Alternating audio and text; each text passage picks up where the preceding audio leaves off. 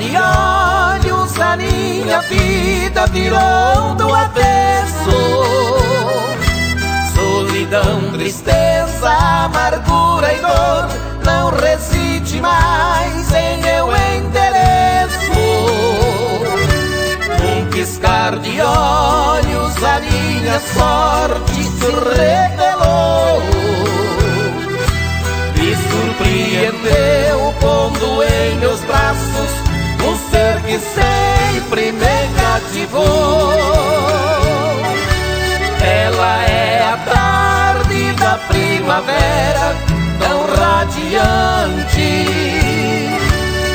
que traz das flores o aroma suave que sacia. Ela é a fonte misteriosa que transborda e mata a minha sede 24 horas por dia.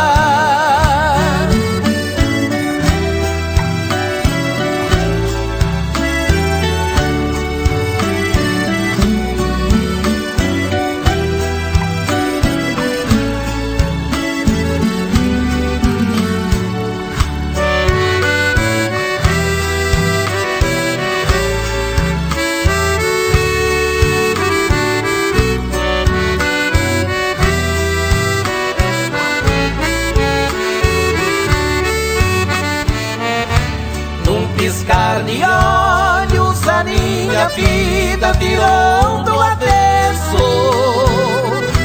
Solidão, tristeza, amargura e dor não reside mais em meu endereço. Num piscar de olhos a minha sorte se revelou. Me surpreendeu pondo em meus braços o ser que sempre me cativou.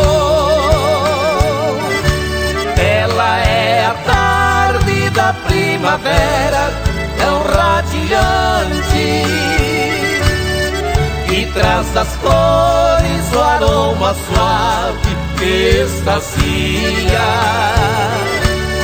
Ela é a fonte misteriosa que transborda e mata a minha sede 24